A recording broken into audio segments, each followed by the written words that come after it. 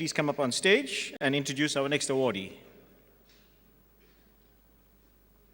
Incidentally, Charm is also a member of the Satyagraha Board Management Committee as well.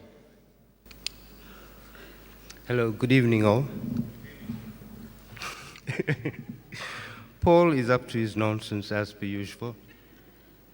It's a very enjoyable task that I have this evening, as I don't have to struggle or manufacture stories that illustrate the selfless and brave qualities of Rajas Pillai, qualities that she has in abundance. If I was asked to briefly describe Rajas, I would say mold breaking and pioneering. The reason for this is there is nobody else that I know of that has her identity being an Indian woman who participated in the struggle at the level that she did. Rajas commenced her political involvement when she went to London to pursue her studies. When she matriculated in Kimberley, there were no opportunities for her unless she came to Salisbury Island to study. It was in fact going to be cheaper for her to go with her brother to London and study. Whilst in London, she met Oliver Tambo, the then president of the ANC, and Yusuf Dadoo, the chairperson of the South African Communist Party, and various other leaders who were in exile. While she was in London, she lost her father and had to return to South Africa, and she returned to Durban and studied through SACED. And as a student with SACED, she got to know her fellow award recipient Paul David, Steve Biko, Ben Ngubane, and Rogers Raghavan, who was the chairperson of the Students' Union. She left her studies incomplete and joined the New Republic Bank. While at the bank, she commenced organizing the workers, and she was told to stop organizing the workers or she would be fired. She chose to resign and join the game stores in Smith Street. In this period, she became active in the underground of the ANC, working with people like Mandla Judson Kuzwayo, Mac Maharaj, Sunny Singh, Pumani Mudli, George Naika, Phyllis Naidu, and Indres Naidu.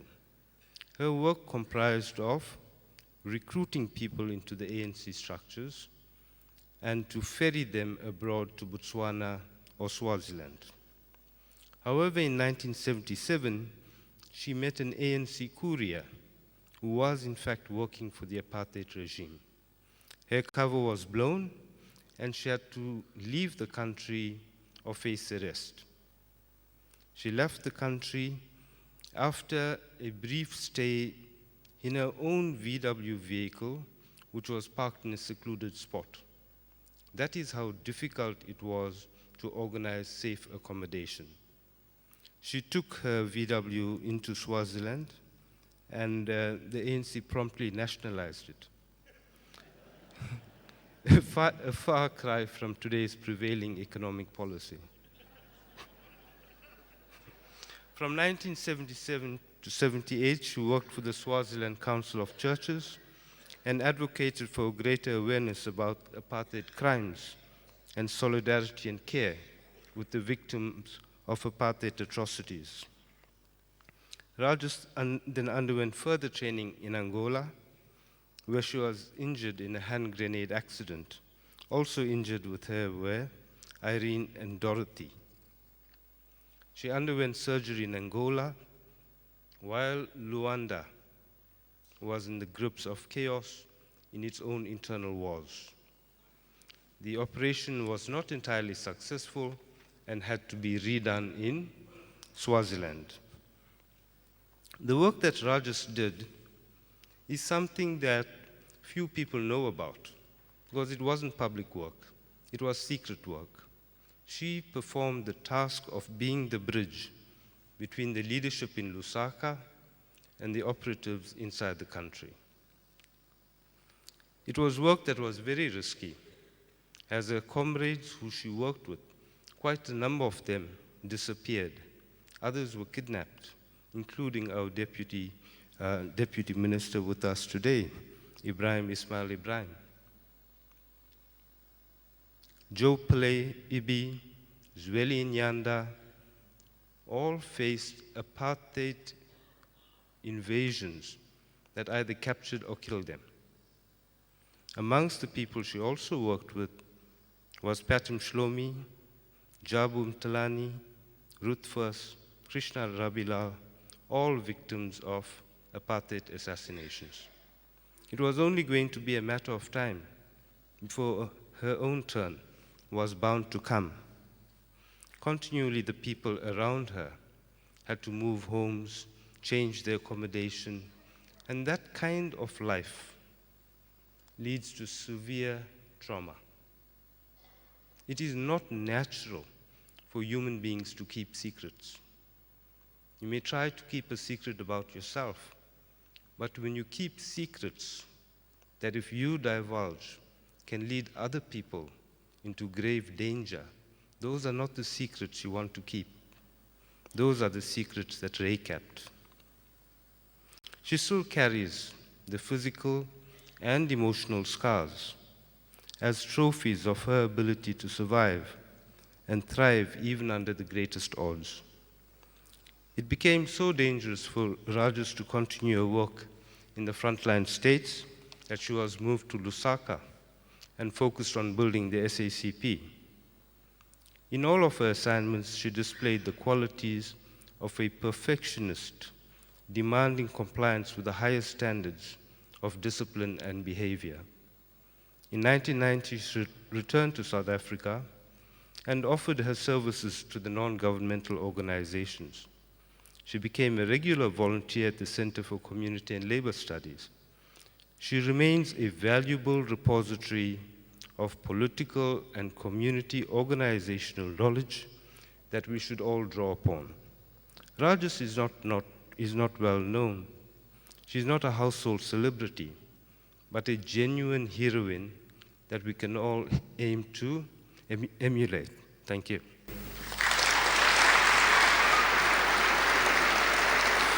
Thank you very much, Cham. I'd like to invite Rajas to please come up to the stage.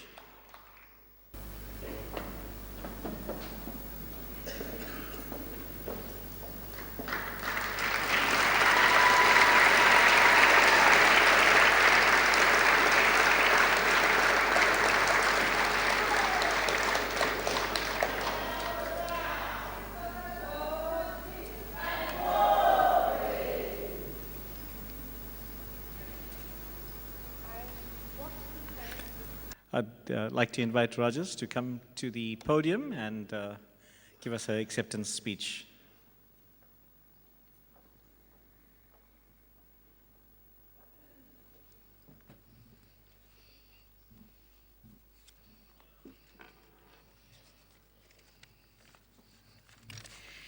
Ladies, esteemed guests, ladies and gentlemen, the management of the Satyagraha Committee, I am both surprised and overwhelmed that I should be presented with the Satyagraha Award and that I should be sharing the platform with well-respected struggle icons like Mrs. Luthuli and Mrs. Ndlovu, the latter two having spent their entire lives in struggle.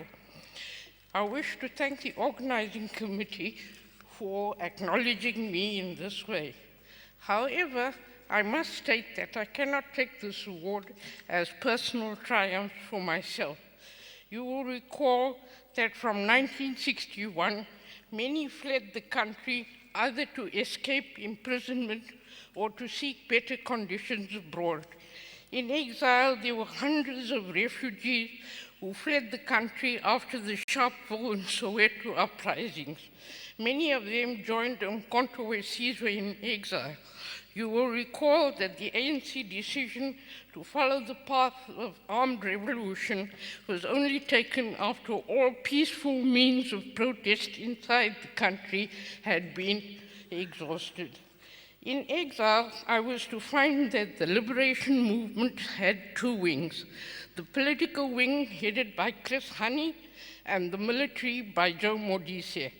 These commanders had tremendous experience in combat action, having joined Umkhonto during the 60s and had the experience of being members of the Lutuli detachment, which sought to find its way home from Rhodesia.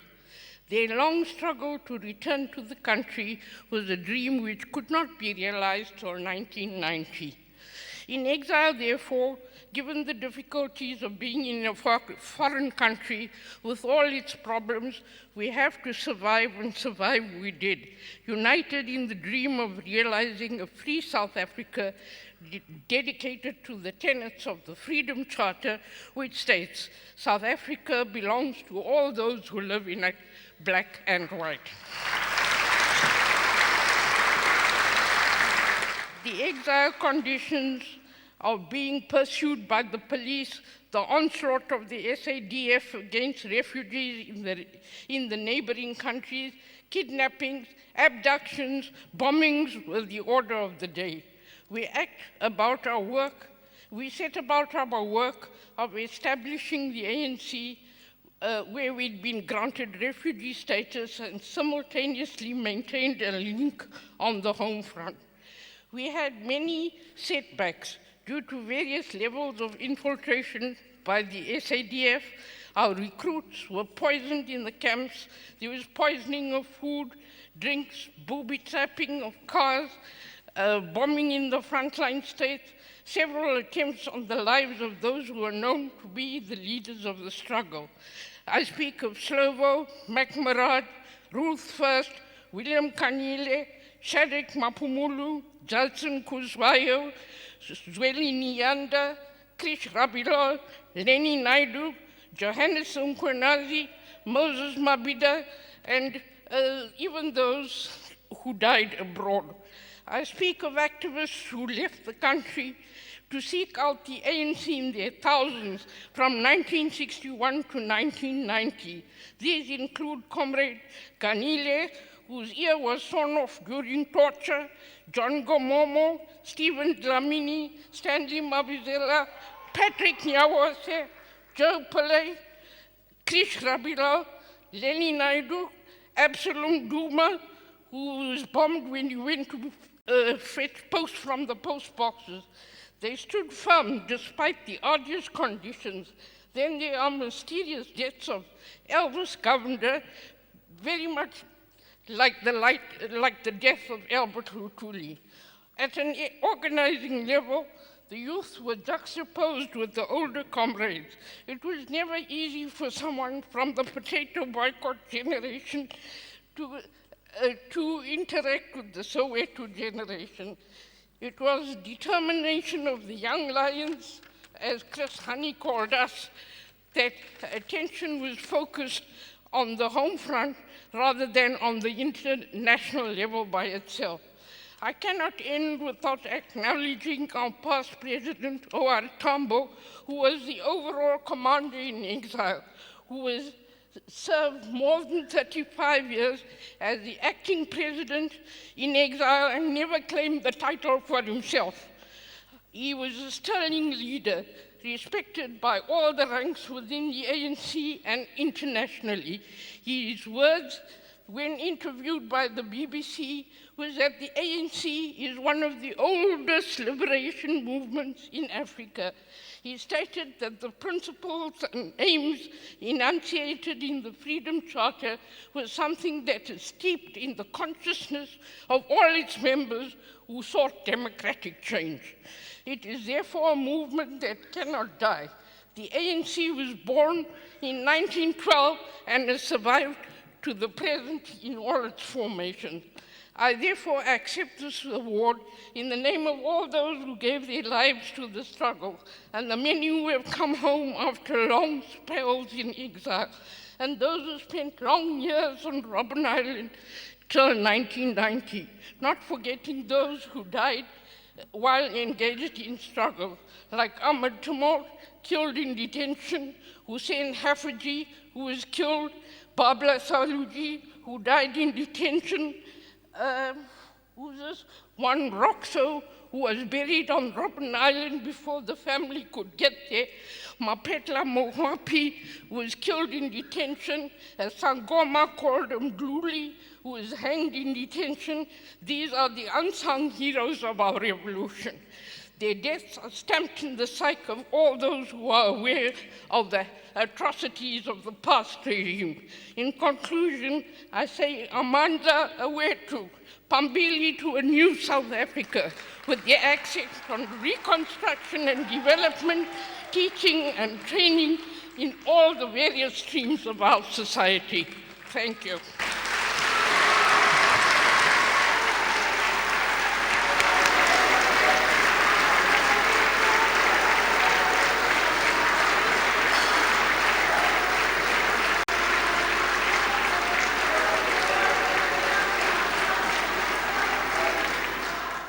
Thank you, Mr. Rajas Pillai, and I'm sure that many of you will remember this evening forever. I'd like to now invite Dr. K.V. Mudley to introduce our next awardee. Dr. K.V. Mudley is also the treasurer of Satyagraha. Dr. K.V. Mudley. Thank you, Program Director. Prem Namaste, Vanakkam, Sani Bonani, Assalamu Alaikum. Good evening. It gives me great pleasure, and it's an honor this evening to introduce our next awardee, Hanif Bamji, whom I have known for the last 51 years, ever since his family moved to Pietermaritzburg from the then Transvaal. From the age of 12, Hanif had already shown his concern for the poor and the underprivileged, and was totally not conscious of race, class, color, or religion. At the age of 15, a study group was formed by Hanif, and this led ultimately to the formation of the branch of the Natal Indian Youth Congress in Pietermaritzburg. He was able to inspire this early group of activists to become lifelong activists in the political struggle. And amongst them was the late Dr. Hussein Haffiji, who was killed in police detention in 1977. Besides the Natal Indian Youth Congress, Hanif was active in the underground structures of the African National Congress and the Communist Party. After matriculating, he went off to London to study law, but soon got involved in the political struggles in the United Kingdom, in mobilizing not only the students, but the community at large, and worked closely with the late Dr. Yusuf Dadu and the late Comrade Oliver Tambo. Because of his activities in the struggle, his studies actually became secondary, and ultimately moved to Cardiff, where he became a lecturer in sociology, and ultimately reached his goal of becoming a solicitor. He was a founder member of the British and the Wales anti-apartheid movements, as well as the International Defence and Aid Fund. He continued as a secretary of the Wales anti-apartheid movement till the period that we reached our democracy.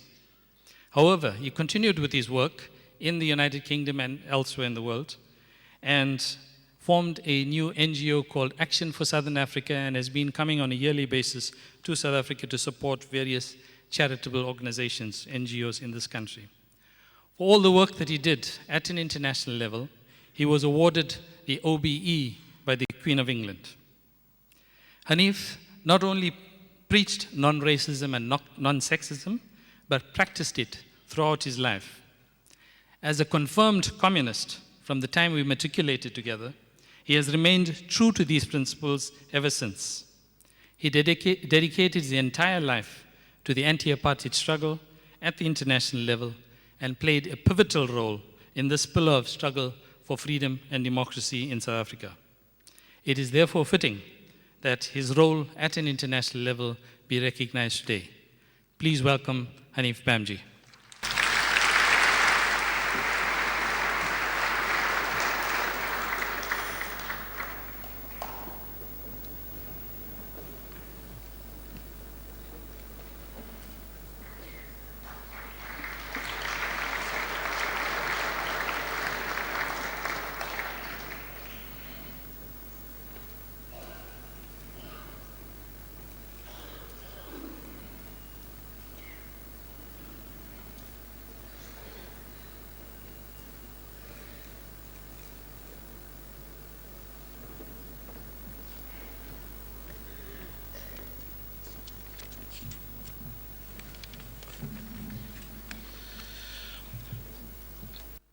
Brothers and sisters, ladies and gentlemen,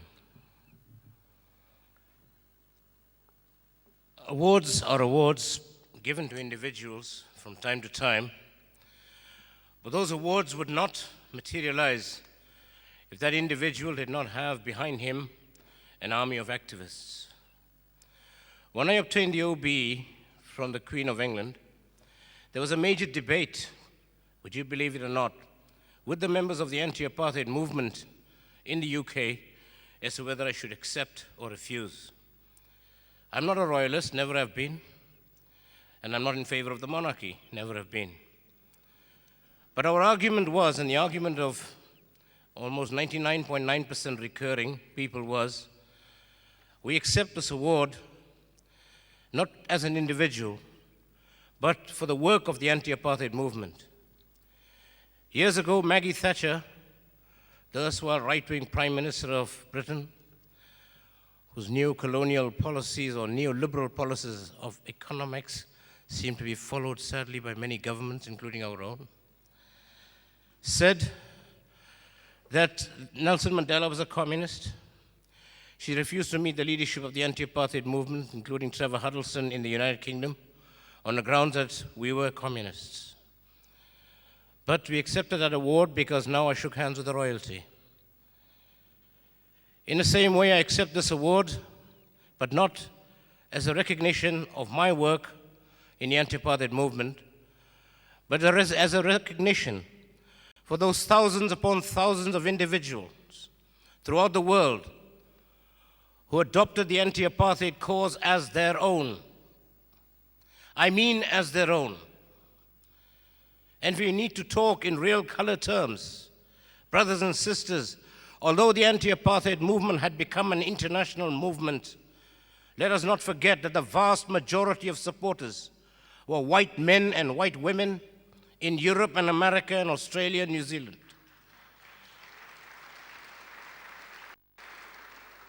The commitment that those white people showed in a context of anti-apartheid put to shame many of our exiled South Africans who lived a life of their own and pretended to be against apartheid, but seldom came out in the struggle. Many did, but most did not. We should never forget that. To show you the example of the extent to which these supporters of anti-apartheid movement took our struggle as their own. As you know, in Wales, rugby is like a religion, just as much as it was to the Afrikaners in this country. And whereas we had tremendous amount of support in the cultural field, in the educational and religious fields, in support of the anti-apartheid struggle, we battled with the Rugby Board of Wales. However, one Boxing Day, I got a telephone call at 9 o'clock in the morning to say that the South African team that had been dodging us unsuccessfully, because we found their venue on every occasion as a result of friends we had in the rugby union, was planning to hold a game on Boxing Day. I said to myself, oh my God, how do I get people out on Boxing Day? I got on the phone, started making telephone calls, and people started using the telephone tree. And apart from 5 members of parliament who turned up, about 200 of us turned up. There were more members of the anti-apartheid movement than there were spectators. We just sat on the ground, the game didn't take place.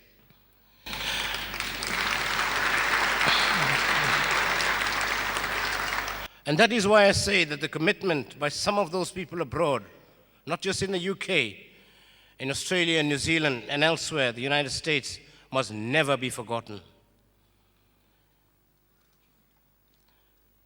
In the beginning, there were great difficulties. Let us not take for granted that anti-apartheid was regarded as a moral and just cause by everybody.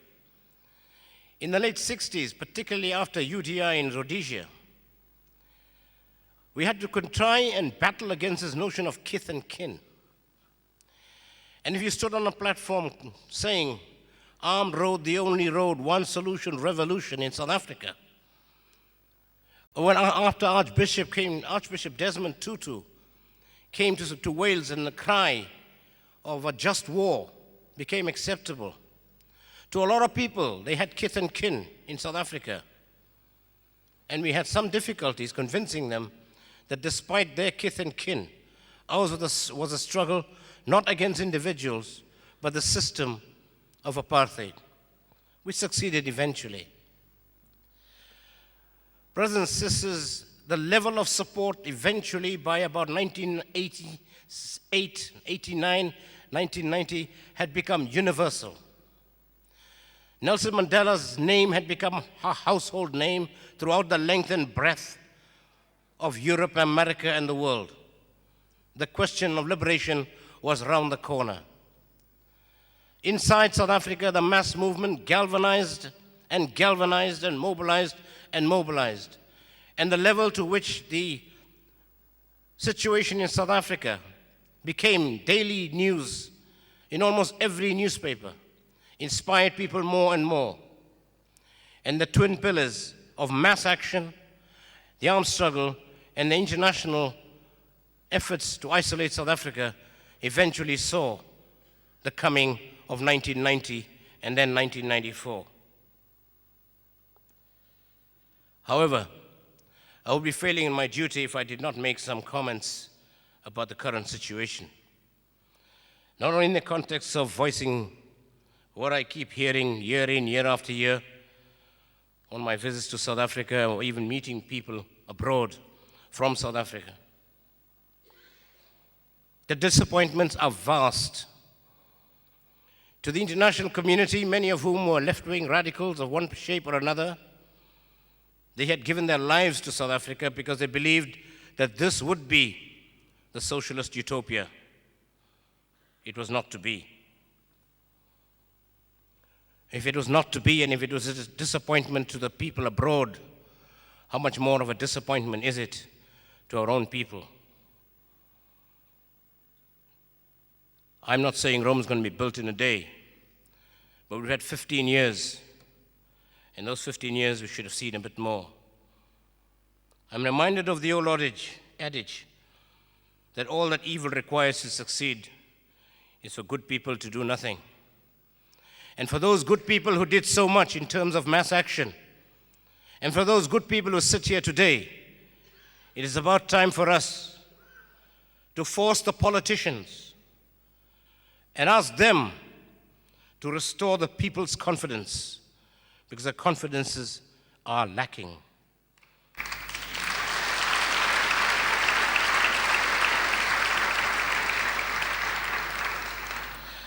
And because corruption seems to be the plague of the day, I only got here last Monday, but every day the newspapers are full of it.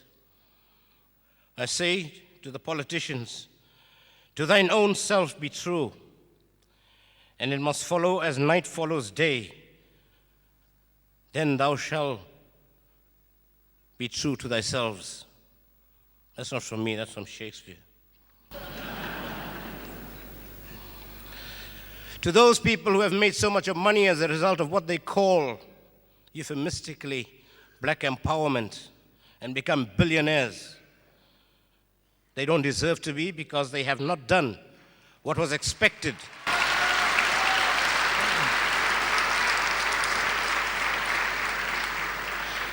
The expectation was that they would sit on the boards of Anglo and others and put that money back into the community, not back in their pockets.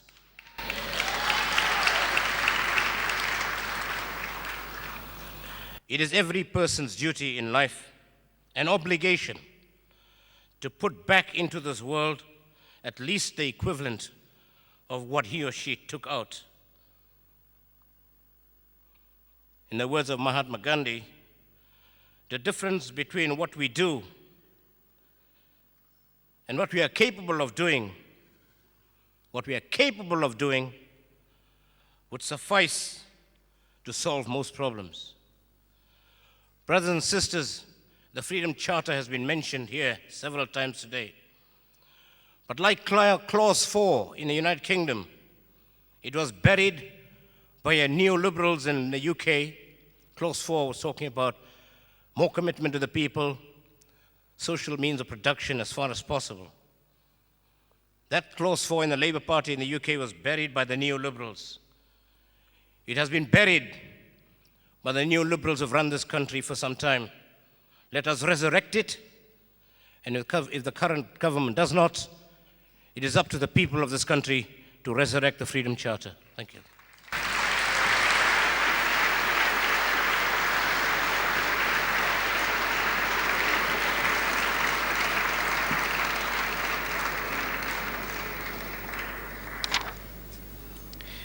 Thank you very much, Mr. Bamji. I'd like to entitle that talk of his as Straight Talk. I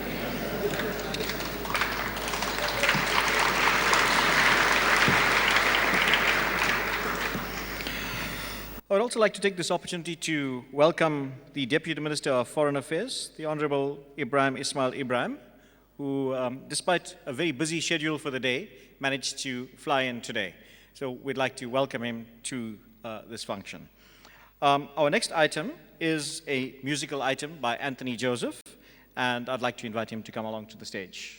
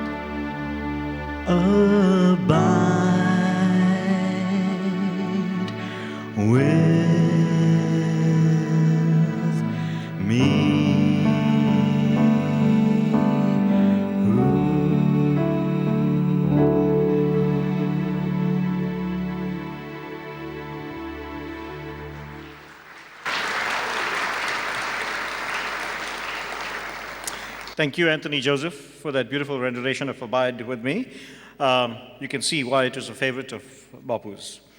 I would like you to now direct your attention to the screens. We are going to play a DVD presentation on Aung San Suu Kyi. And this DVD presentation was compiled by Video Vision. Would like to thank them for the presentation.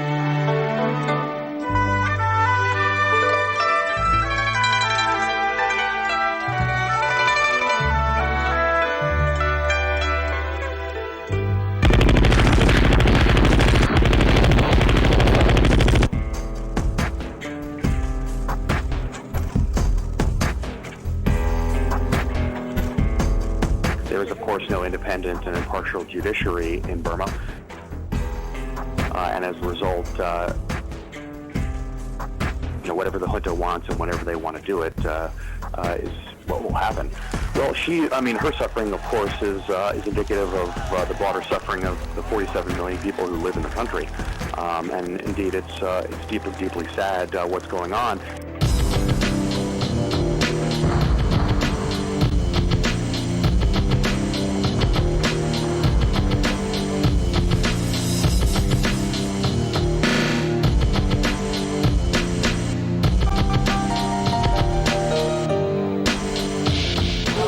The non-violent approach is, I think, about the most difficult approach in the world. We are convinced that the non-violent approach is the best. We are convinced that in the long run it pays off, even if the run is actually longer because it is a non-violent approach. For example, if we consider a country like India, which was very much influenced by Gandhiji's non-violence philosophy, the seed of non-violence that was planted before independence has helped them a great deal in resolving their problems in as democratic a way as is possible under the circumstances. So we want to keep to the non-violent approach. We find that there is a vast difference in the attitude of a man with a gun in his hand and that of one without a gun in his hand.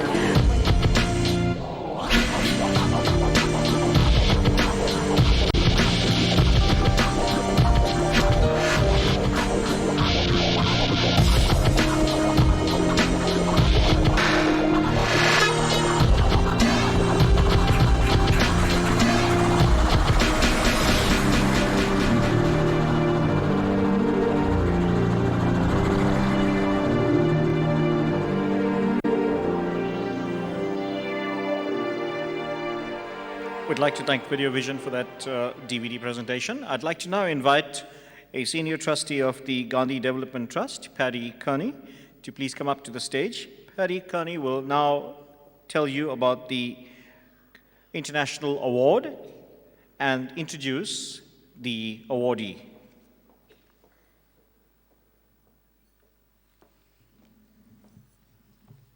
Director of Ceremonies, dear sisters and brothers, the award, Mahatma Gandhi International Award for Reconciliation and Peace, was initiated by the Gandhi Development Trust not long after its establishment in 2002.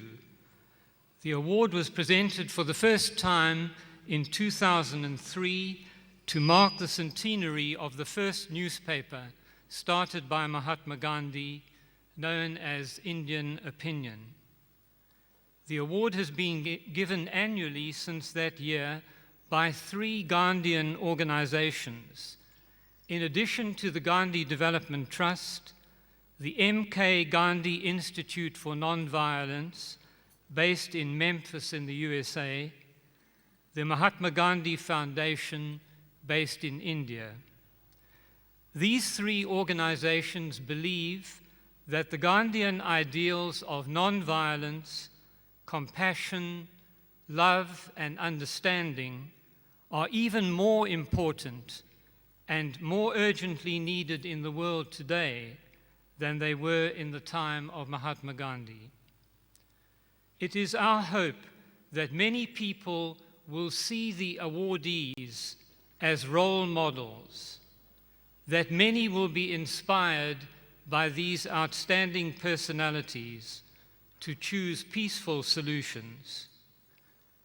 These people show us that nonviolence is possible and that it can be the most effective way of resolving conflict. And so we come to the awardee for 2009. Today we honor another outstanding person who has often been compared to Gandhi, Mandela, and Dr. Martin Luther King. I refer to the elected leader of Burma, Aung San Suu Kyi. We are privileged indeed to give this award on this very day, the 20th anniversary of her first house arrest. Let me say something about the life of Aung San Suu Kyi, who this year is 64 years old. Her name has great significance.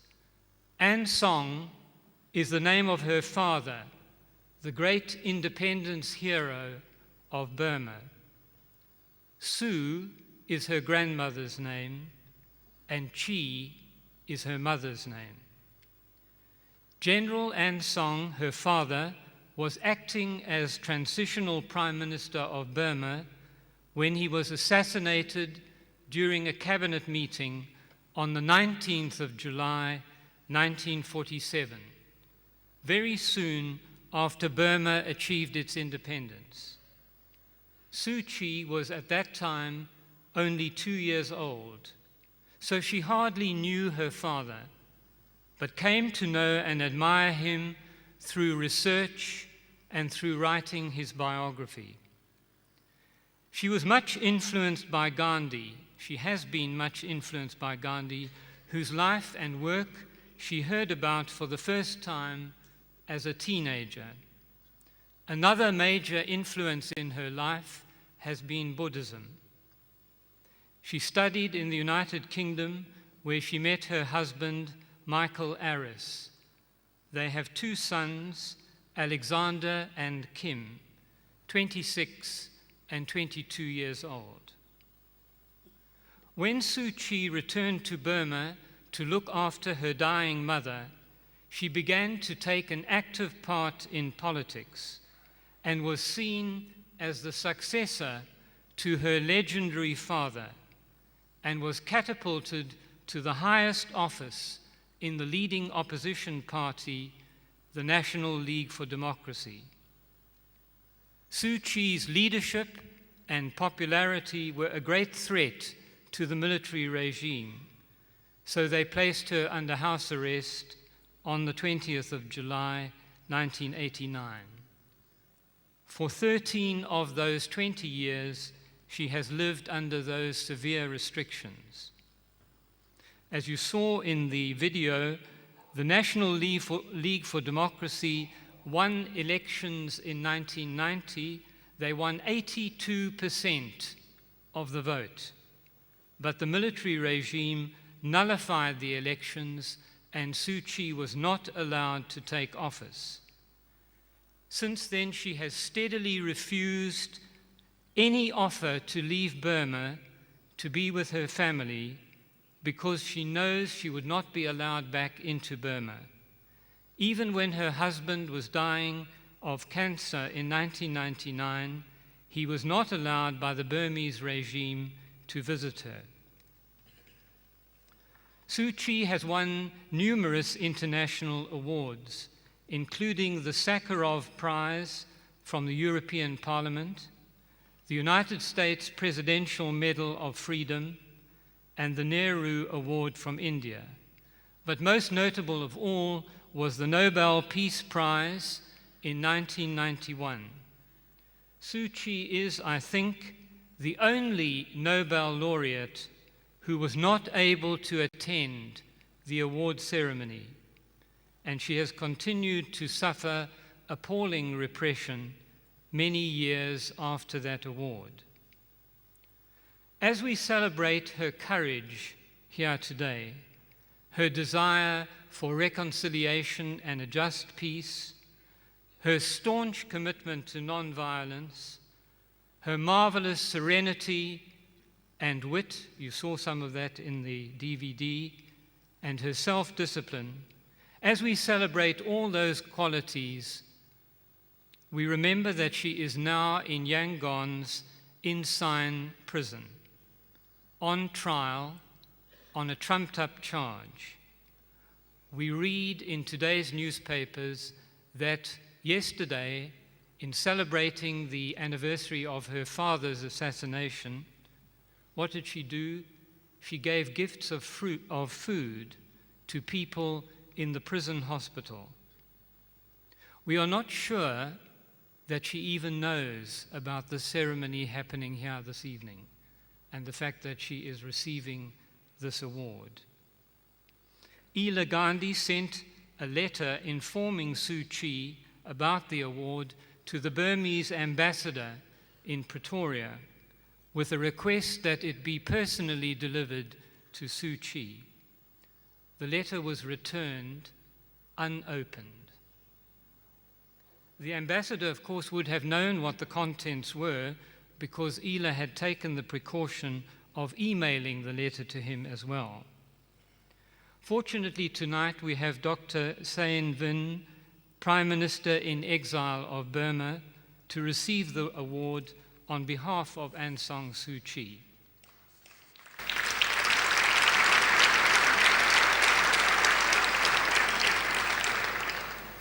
Suu Kyi's trial, which she has described as totally unfair, will continue this Friday. It may lead to 5 years imprisonment. The purpose of the trial is perfectly clear. Next year, there will be an election in Burma. The military regime want to prevent Suu Kyi taking part in that election, which she would certainly win. The UN Secretary General Ban Ki-moon has said that that election will be neither credible nor legitimate without her participation and without releasing the more than 2,000 political prisoners in Burma.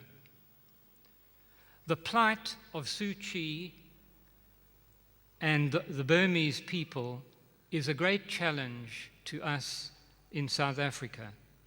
We who now enjoy freedom and democracy because of the heroic sacrifices of people like Mandela and the many stories that we heard tonight of heroism,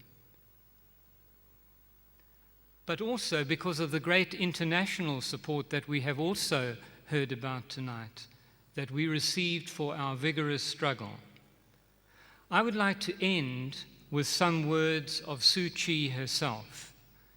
They were said in a BBC interview in 2002 when she was briefly released from house arrest. These challenging words are addressed to us, the people of South Africa. They are just as relevant today, 7 years later. I am very wary of giving people advice, she says, but I would like to remind the people of South Africa that they have been through very, very difficult times themselves. And we would appreciate it very much if they could give our situation, if they could view our situation with sympathy and do whatever they can to help us. I sometimes think that when change comes to a country like South Africa, people in authority forget that once upon a time they too were struggling. I have to be quite frank and say that I have often wondered whether the present government of South Africa does everything it can to support our cause, or whether it is even interested in doing everything that it can to support our cause. On another occasion, Suu Kyi put it much more briefly. She said, "Please use your liberty to promote ours. We are prisoners in our own country."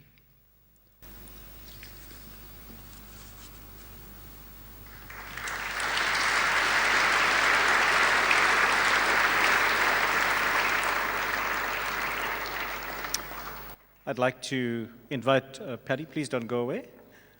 I'd like to ask Ms. Ila Gandhi, Vasu Gandhan, and the Honorable Ismail Ibrahim, Deputy Minister of International Relations and Cooperation, to please come up to the stage to make the award to the Prime Minister in exile, Dr. Win.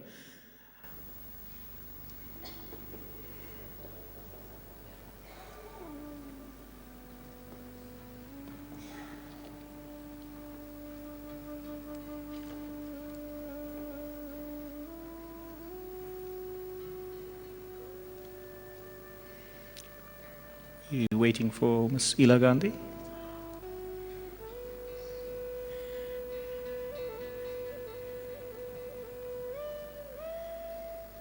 And the Prime Minister in exile, the Honorable Prime Minister in exile, Dr. Win.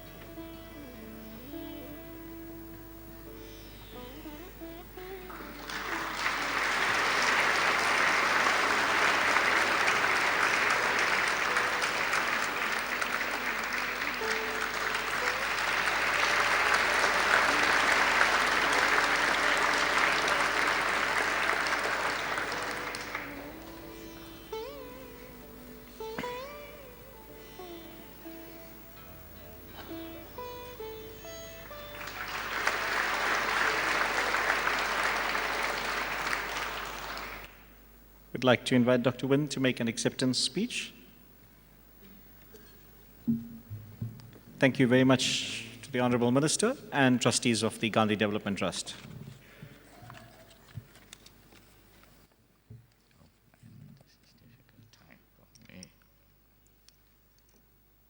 Thank you very much, Mr. Premier, Mr. Lord Mayor, the Gandhi Development Trust, distinguished guests, ladies and gentlemen.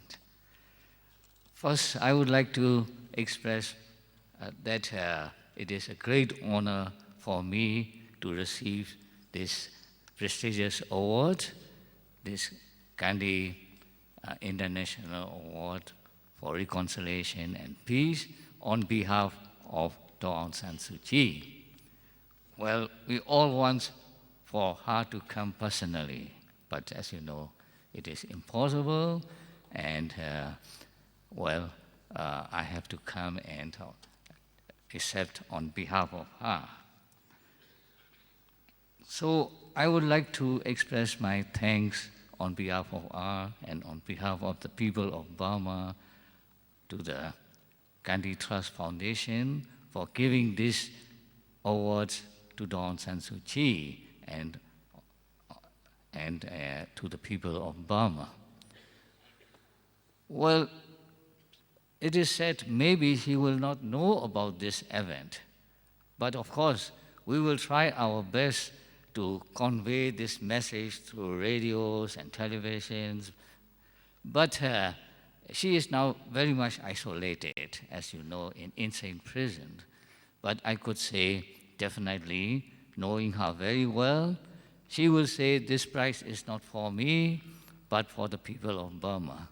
But more than that, she will say she will be very, very happy because we know that she is a strict follower of Gandhi principles. And she always said, that she looks upon Gandhi, Mahatma Gandhi, and President Nelson Mandela. She looks upon South Africa struggle. It's not only she, I would like to add, all the people of Burma are very much affected by this your great struggle and achievement and victory against the apartheid regime. So in our hearts, we look upon South Africa and India, of course, because of Mahatma Gandhi. We look not as a great nation, but a moral authority. It dwells. It's different. It's different than other countries. So we would like to say that. And because you see her words now in the video, she has a wit, and many other characters she has it. But one thing I would like to mention is that she has no, what you call, on standing her principle, she don't think about her personal safety. You know, we find it many times. And one time in the New View where she make a visit, and as usual, the military try to harass her and her people. They block the road. Maybe not physically, but they said, don't go through this road. Then she asked, is this closed officially? They don't answer, and they don't say it is closed or not, but they said, don't go. And she said, I am the citizen of Burma, I have the right to go, and I will go. Though the soldiers are pointing their guns to her personally. It is recorded in the video earlier time, you know. So they said, she just go ahead. And maybe the order comes that the guy who is at the checkpoint could not shoot. So the guy, this army personnel, is very angry, and he tore away his badge and throw it to the ground. So, but she passed through that. It is a very great challenge, you know, to go through when somebody is pointing a gun at you, and maybe they will shoot, because as you see in the video, the soldiers follow the order. They don't care, they shoot, you know. And then the second time I would like to say is that very recently, not very recently because she was detained in 2003. Before that, on her trip, the people came out as usual and greet her, and as usual, the authority is trying to block and discourage the people from greeting her. So there is a loudspeaker on the truck, on the fire engine truck, and they warn the people not to get out to the street and so on. So Aung San Suu Kyi get into that truck and take away the loudspeaker and said the soldiers should not behave like that and harass the people. So that is also one thing she did not care for her safety when these things, the principles, she followed her principles, the moral principles. And then the third time is that in 2003, you may hear about the Tibetan, and then before she was put the last time under house arrest, it is in 2003. So the military thugs, it is not the soldiers, but they have the special thugs, and they bring the thugs and they attack the Aung San Suu Kyi entourage. So what happened is that these thugs are surrounding Aung San Suu Kyi car, very much near. In fact, they smashed the windscreen, but she didn't give an order to drive through or to drive away. So I could understand why. In her mind, she will not leave Burma, she will not leave her comrades. So the people who are following her through this entourage is her comrades. So she did not order. The thugs are there, and the windscreen is now what you call this broken because they use a pole to break the windscreen. So one guy from the other, young guy from the other cars, he knew the driver of Aung San Suu Kyi car by name, also a young student. So he called, so, why don't you drive away? You have to drive away. And so the young guy, the driver, start to drive away, and with some fortunate matter, with some luck, he could, break through this military blockage. And in that way, Aung San Suu Kyi was not killed.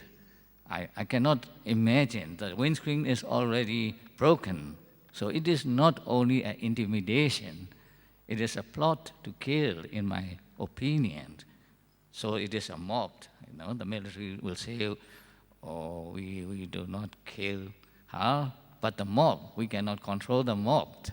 So it is a very dangerous situation, and of course, we don't know it will repeat or happen when she is out again. But anyway, what I want to say is that when it comes to the principles, she will not leave Burma, she will not leave her comrade, she will not care about her personal safety.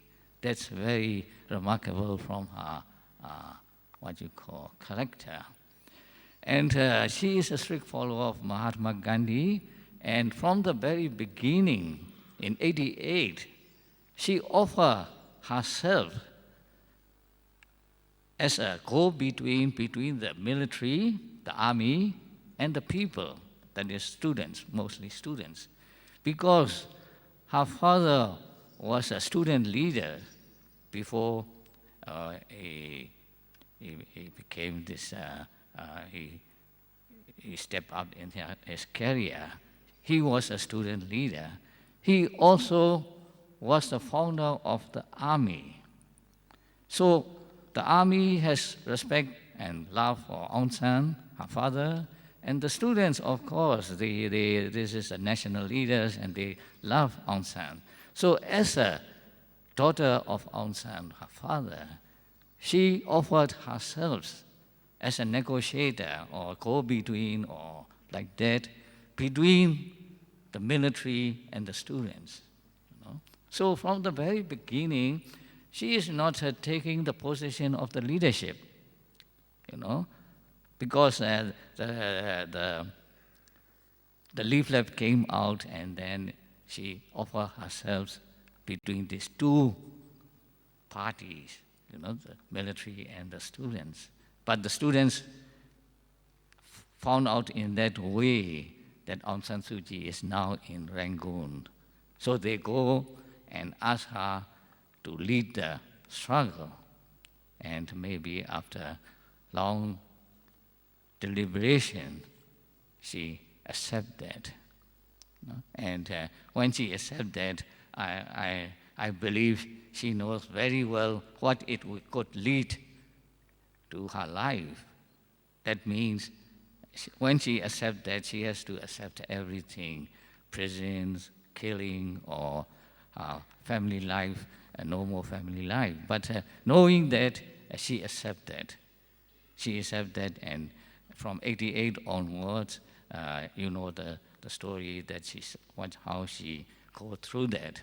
But every time when people ask her how she sacrificed, then she said, I am not sacrificing because I choose this way. But there are people who are sacrificing, who has done more than me, who suffered more than me, because he knows that because of our status, the military will not touch her. But as I said, in 2003, it is very near to the event of killing her.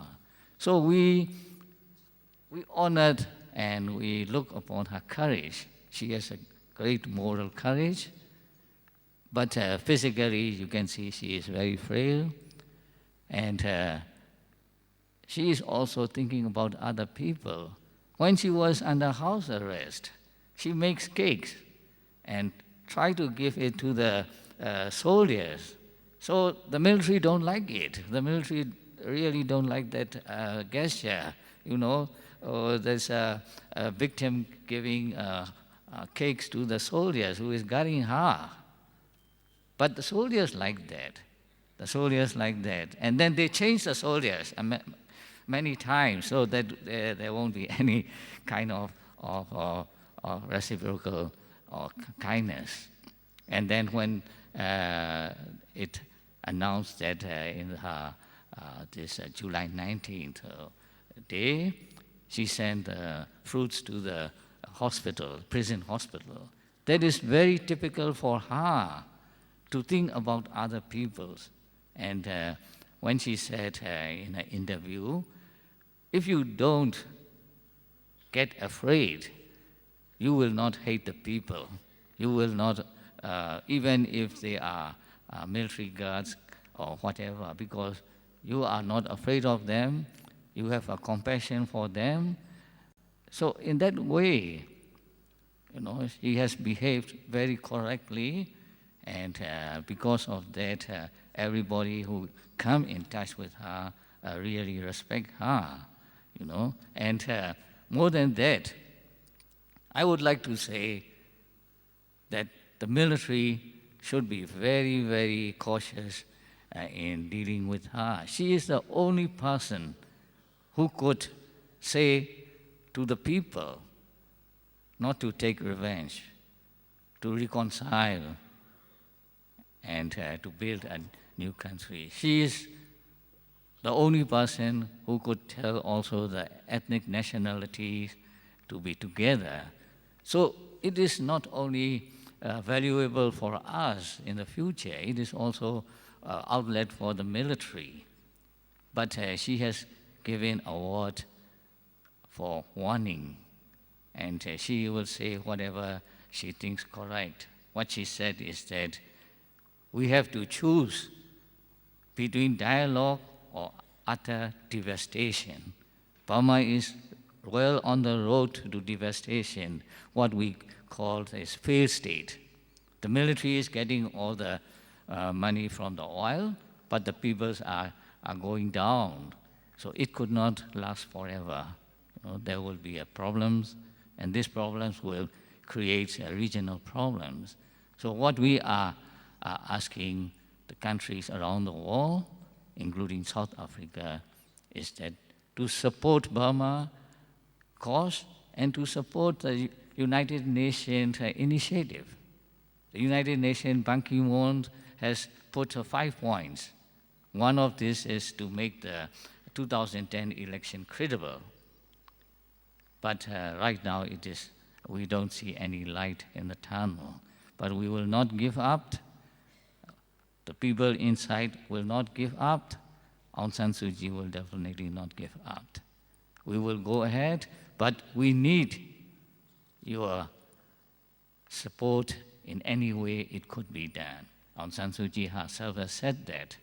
We also expect that. We are grateful for your support up to now, but with the support of the international community, the road may be long, the struggle may be long, but I'm definite that we will prevail. Like South Africa, we will prevail one day. Thank you very much.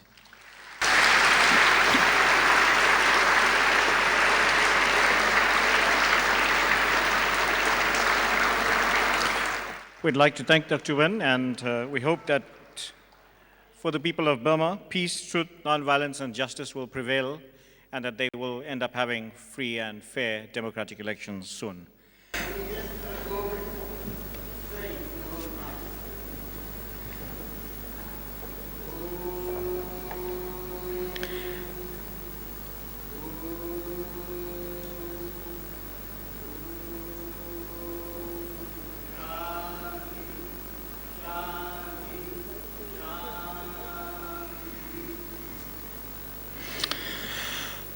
I'd like to thank that impromptu prayer for peace.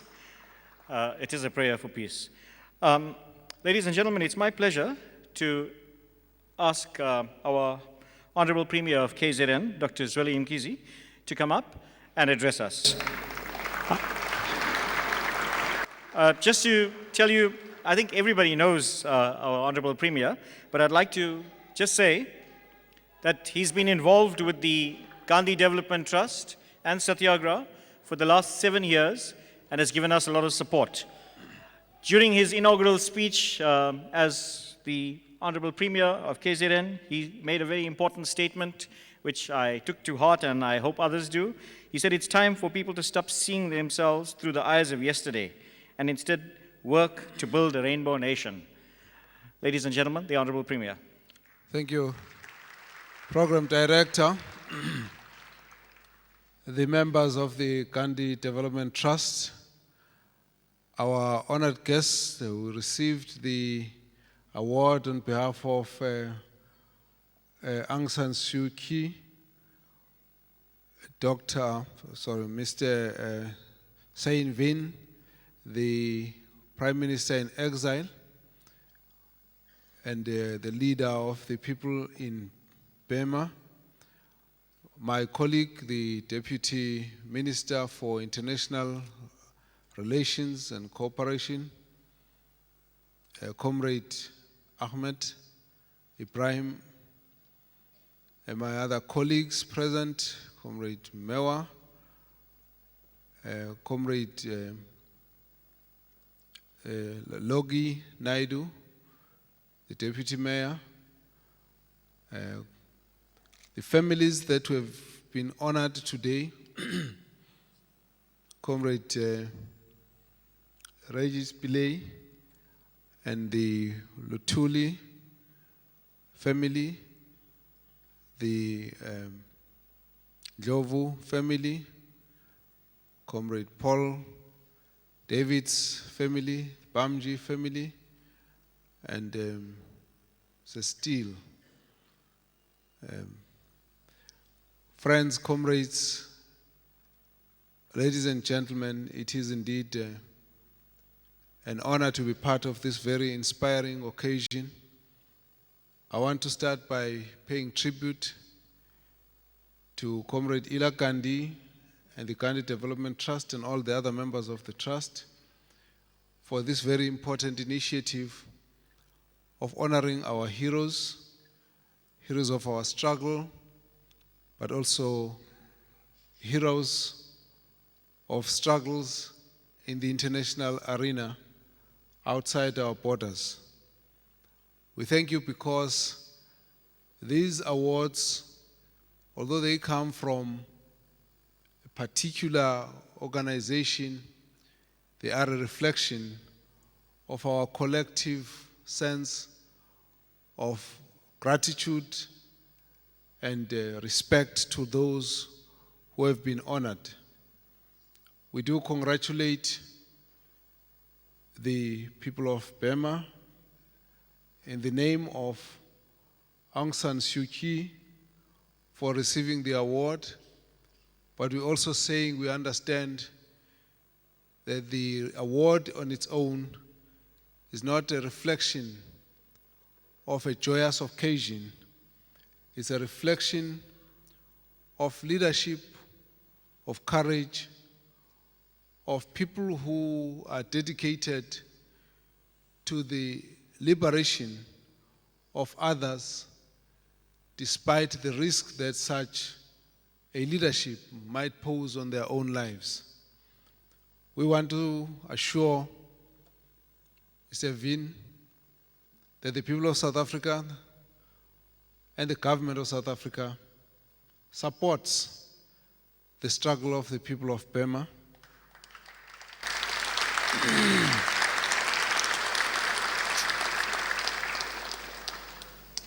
Despite the earlier issues where there was a degree of different interpretations of the resolutions at the UN level, at this stage, we would like to work together with the UN, particularly the Secretary General, Mr. Ban Ki-moon, in taking forward this particular struggle. You have indicated the extent to which the level of oppression and the level of restrictions that has been imposed by the military over the leader, Ms. Aung San Suu Kyi, and the risks to which she is exposed. We certainly can identify with that. Amongst us here, you have got many people who have lived through that type of torture, the restrictions, the threat to life, deaths, bannings, imprisonment, all of which were part of our day-to-day experience as we fought against apartheid. Indeed, we do draw courage from the fact that despite all the odds and the difficulties and the challenges, it was not the might of the apartheid regime that triumphed. It was not the abundant resources of the apartheid government that ultimately triumphed, but it was the will of the ordinary South Africans who stood up unarmed, driven by the inspiration and the courage of leaders who were dedicated, committed to see South Africa free. Amongst those, we have some of the leaders such as the Mahatma Gandhi, Nelson Mandela, Nkosi Albert Luthuli, and many others, some of whom are known and many of whom are not known. Some of them still live amongst us. Some of them have disappeared and we can't trace where they went. Some of them we can track back and their names can hardly ever raise any memory of who they were. But nevertheless, those were the people who delivered this free democratic South Africa that we are enjoying today. We will continue as the people of South Africa to do our best to complete our freedom by ensuring that we support the struggles of those in international communities who require that kind of support. I always recall a poem by one very well-known poet. It was a letter written, it was a poem written as a letter to a loved one, and he was imprisoned. And the poem was entitled To Althea from Prison. And it had two lines that always inspired me. And the lines went, "Stone walls do not a prison make, nor iron bars a cage." That is a message we would like to pass to your leader, Aung San Suu Kyi, to say that the courage, the determination, the compassion that she has for her people will be stronger than the iron bars, will be stronger than the cage that she'll be imprisoned in, because that inspiration transcends the long distances across the seas, which is why our revered Nelson Mandela, his life was in fact celebrated by not only by South Africans, but by people all over the world as one of our icons because of his courage that at the risk of his own life, he was able to lead a lot of people of South Africa to the freedom that we enjoy today. But I want to also say that as he would quickly point out, that any degree of awards and honors that are showered upon him, he would also say that they are not for him, but for the ordinary South Africans, who also inspired him to continue that risky leadership role that he played. Not alone, but together with many others. And we want to say to, I think for all of us as South Africans, we need to always remind each other that it was not one person, but it was a collective will of our people who took to the streets and braved everything to take this country to where it is today. And therefore, if we want to see the securing of our democracy going to the future, it will not lie on the force of military strength or any of the physical attributes of our country, but the future and the security of our democracy lies in the hands of the South African people. For as long as our people will stand up and defend our democracy, then our democracy is safe. And I think if we look back in the past few years, we must say that South Africa has experienced quite a lot. And I think it is the time that as we move forward, we need to be saying to ourselves, what is it that we have learned in the past 15 years that we need to take as a way or as a recipe of ensuring that that original vision of a united, non-racial, and democratic, free South Africa continues to be an inspiration, not only to ourselves, but also to the coming generations. It is important to look back and draw strength on the different communities that made even the most radical of the youths who were suffered in the hands of brutal apartheid white police and soldiers to still believe in non-racialism, despite that they actually suffered in the hands of white people, more because of the white people who stood up and said, it is not about white, it's about the belief in democracy, which is what made us all believe that in fact non-racialism is something that we can make a reality. And therefore it means we need to work together to try and invigorate that vision of this non-racial, democratic, prosperous South Africa, because it is the inspiration that will ignite amongst our youth and our children those energies that will help them to work for the achievement of such a future. It is important for us to know that South Africa is not in short supply of finances or any kind of other types of physical resources. But what we need to contribute in building more and more of is in the creation of compassion, strengthening the love across different communities, across different individuals, eradicating the hostilities and the bitterness that has been part of our past. Because that is the kind of positive energy that will take us to the future that we need to build for ourselves. It is the absence of love and compassion that creates the kind of crime that we have to face. And I must say that problem is a problem that you'll see right across. The people of South Africa, we're very intolerant. And this is something that we need to fight very strongly about. And if you want to know what we're talking about, if you drive on the streets, you must look at what response you draw. If you made a mistake and just happen to get very close to the person in the lane next to you, that tells you the levels of trauma of the past that we have still to work through. And therefore, it is not only the absence of apartheid that is important, but it's also the healing of those traumas that actually made all of us not to think of each other as brothers, as sisters, as members of one community that needs to be worked on.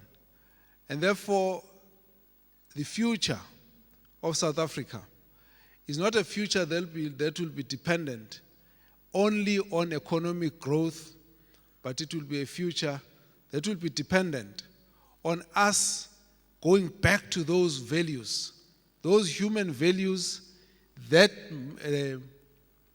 were part of that Satyagraha movement, the values that highlight mostly the issues of integrity, respect, compassion, feeling for a fellow human being.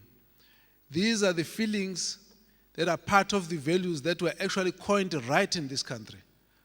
At the time when Mahatma Gandhi, in 1906, coined the term Satyagraha, it was in the very, very difficult days of the 1906 uprisings, going through the trauma of the violence where the local people, led by Nkosi Pambata, resisted violently against the imposition of the poll tax by the British colonial rulers. It was during that time that he saw the futility of war and violence, and therefore started ingraining in our own mind and also creating the base for these values, which are part of what was, as we grew up, were called the Congress movement, of humility, of dedication to service, love for people, and that love, be prepared to ensure that you are ready to defend the freedom of the next person, even if it meant you were going to take your own lives. These values are more important for us than any other problems that you might be facing in this country, because collectively these values will not cost us money, but it is up to us to reach out and share those views. In that case, we will therefore be saying to Mahatma Gandhi, to John Langalibalele Dube, to those leaders who led this country during that very difficult time, that they were the pioneers who showed us the way. We will be showing to them that we have not deviated from those values that were part of the initiation of our struggle against oppression, and so that so many years after they had departed from this earth, we are taking forward the fight and the struggle that they initiated. But we couldn't say it is the same fight and the same struggle if we have lost some of those values. So I would like to say to us, in thanking the organizers of these awards, that each and every one of us need to rededicate ourselves and say to ourselves, what is it that I'm going to do to build this hope for a better South Africa? And when we answer that question, it will not matter who you are, where you are, but it will certainly be a contribution to building of that better South Africa. And that is what I think we owe our children and the coming generations. So when they look back in the history of this country, they will say there was once a time a number of people who left these values, which we today cherish, but this is what changed the course of South African history. And that, for us, I think is something that we have to hold, and we have to honor the memory of all those heroes by going to that pledge of dedication to service, integrity, respect, love, and compassion. If we all were to practice those kinds of values, then South Africa will change, and will change for the better. Thank you very much.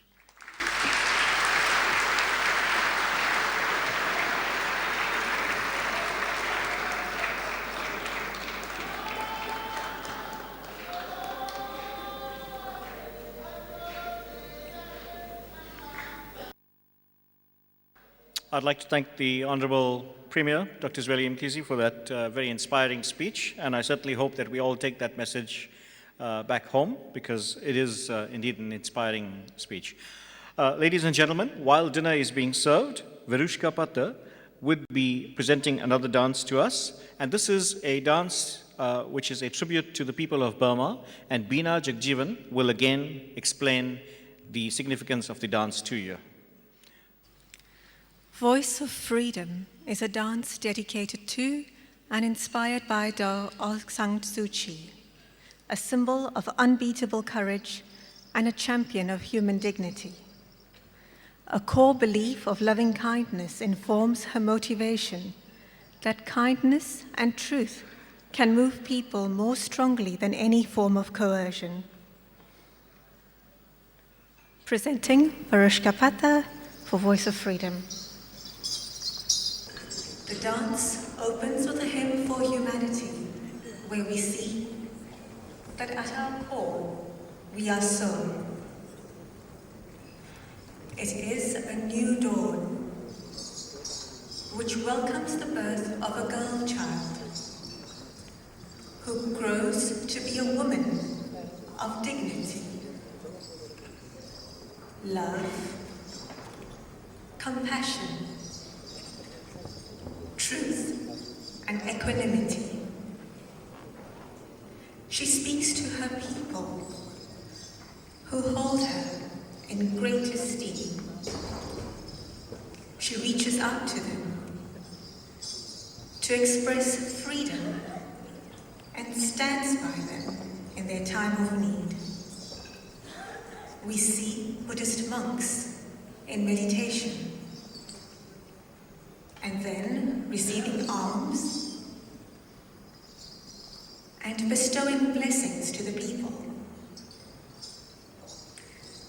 This order is shattered by violence.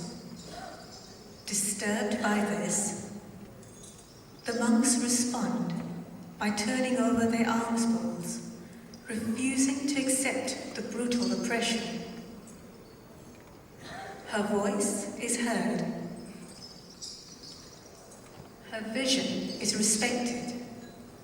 Her will for peaceful change spreads. Her call leads to her arrest.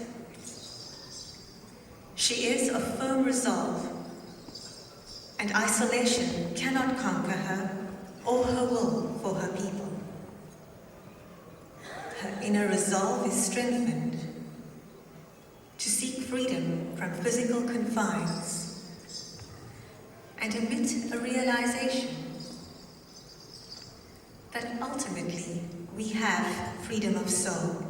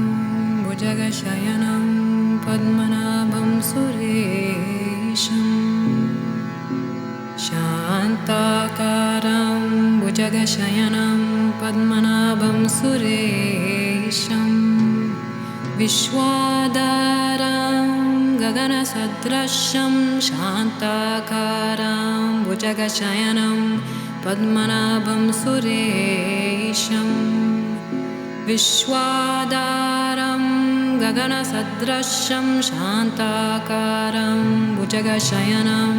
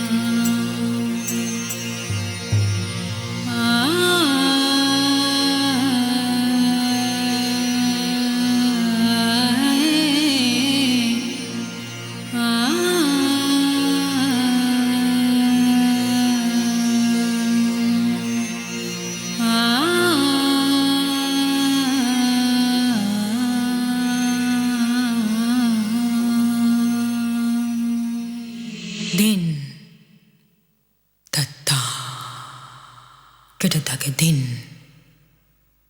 Din? Katakata.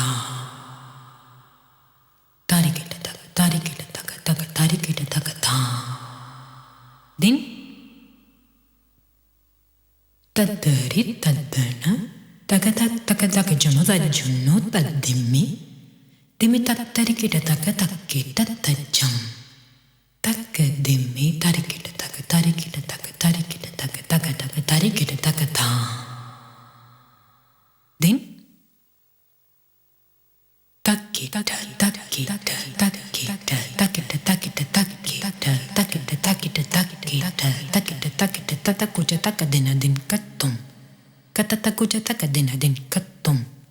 Katatakuja takadina din katum. Takadimi takadimi takadimi takadimi takadimi takadimi takadimi takadimi takadimi takadimi takadimi takadimi takadimi takadimi takita takita takita takita takita takita tum takita tum takita takita takita takita takita takadimi takita tum takita tum takita takita takita takita takadimi tariku daniku daniku janiku geniku tum kubundari kadakada tum.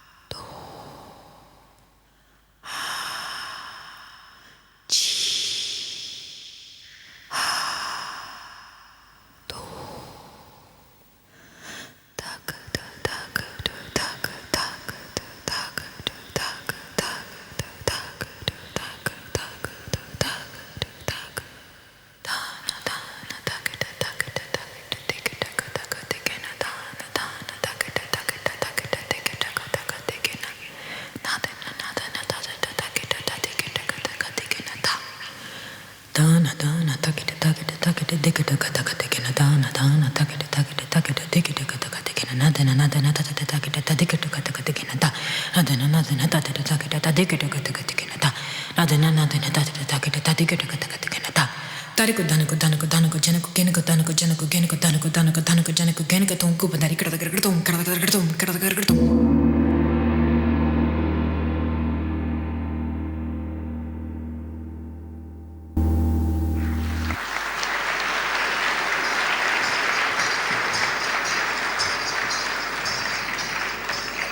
Well, we'd like to thank Virushka Pata for that beautiful rendition.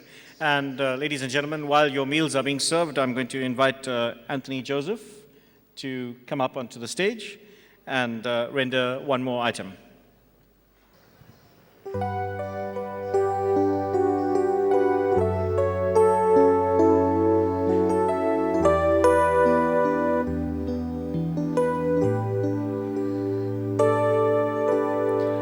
Make me a channel of your peace. Where there is hatred, let me bring your love. Where there is injury, your healing power. And where there's doubt, true faith in you. Oh, Master, grant that I may never see so much to be consoled as to console, to be understood as to understand, to be loved as to love with all my soul.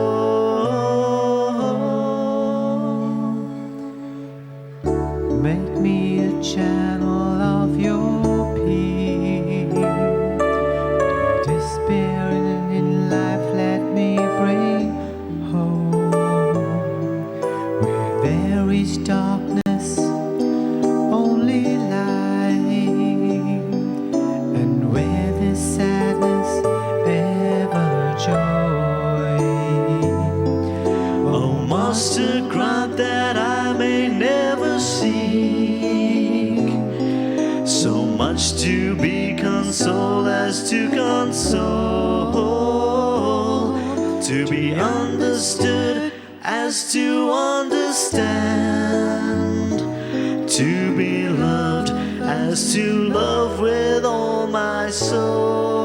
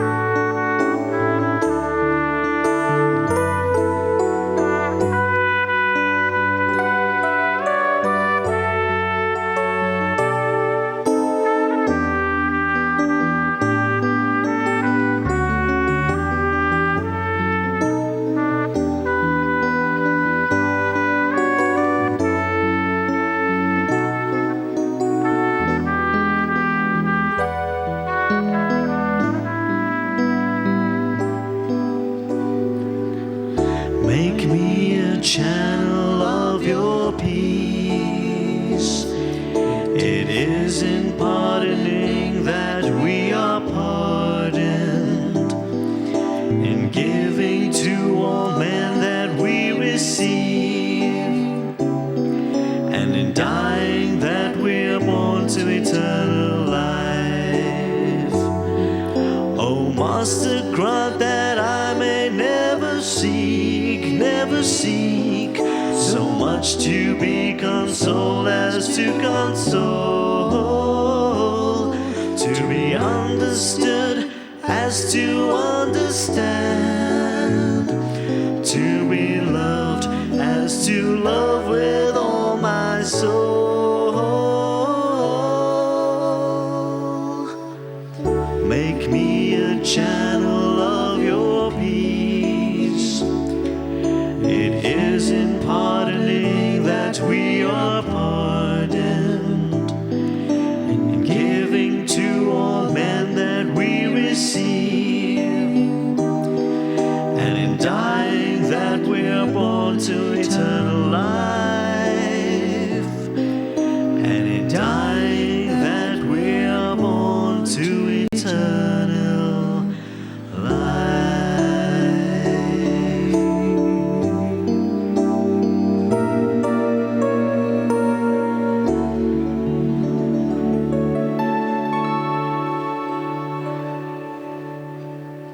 For that beautiful music and the rendition. And I'd like to invite our trustee, Vasu Gandhan, to please come up and pass the vote of thanks. And he's also got a surprise item. I don't think he's going to perform, but he will tell you a little bit more about it. Dignitaries, ladies and gentlemen, well, at least the one thing I'm glad about is that I don't stand between you and dinner, because I would have a lot of very frustrated people. I have a very pleasant task. I'm certainly not going to perform an item tonight. I will stick with my day job. I think I do better at that. But I have the pleasant task of passing a vote of thanks, firstly to the Premier for the support of the province and the city, to the Deputy Mayor, through you, we can thank the City Council for its support, to all the various helpers who are too many to name this evening. Of course, the awards that were molded by Andries Botha and draped by Nirvana Singh, the Satyagraha Awards etched by Lokesh Ramlal, the print that was done by Viva Prince, the food that you are eating, which I'm sure is very tasty if you've already had yours served, by Divesh Maharaj. If you haven't, it's on its way. Video vision for the video on the recipient, and of course to all the respondents as well as those who introduced the various awardees. Now, ladies and gentlemen, finally I think we would be failing as the Gandhi Development Trust if we don't pass a vote of thanks to Ella Gandhi, who works tirelessly to put this award ceremony together every year. I must say that Paddy Carney and I are the other two trustees on the Gandhi Development Trust, but I think Paddy will agree with me if I say that neither Paddy nor I put in as much time as Ella. In fact, we do very little to put this entire awards evening together. And it's all done by Ella Gandhi. So ladies and gentlemen, if you can give a big hand to Ella Gandhi, a tireless worker for peace. Now, seeing that Paddy Carney and I do very little on the trust because we both have very busy schedules, we have decided to invite 3 new trustees who we know will carry on the legacy of Mahatma Gandhi. 2 of those additional trustees are great-grandchildren of Mahatma Gandhi, and therefore we are convinced that they will carry on the legacy that has been started by Ella Gandhi. The first is the great-granddaughter of Mahatma Gandhi, Uma Dupelia Mistry, who unfortunately was not able to join us this evening. The second is the great-grandson of Mahatma Gandhi, Kedar Ramgobind, the son of Ella Gandhi and Mewa Ramgobind. So I will ask Kedar to please join me up here. Kedar, if you can please come up. And the last trustee that we have invited to serve on the board is also a tireless worker for non-violence and is a former staff member of the International Center on Non-Violence, and I will ask him also to join me up here, Lunga Kumalo. So Lunga, can you please come up? And Kedar, the ever-shy Kedar, if you can please come up. So Lunga, as you know, she has been involved with the International Center on Non-Violence, and we are very glad to have her on the trust, a tireless worker for non-violence. So ladies and gentlemen, the two of the three additional trustees whom we hope will continue to pass on the legacy of Mahatma Gandhi and continue the tireless work of Ella Gandhi, Kedar and Lunga.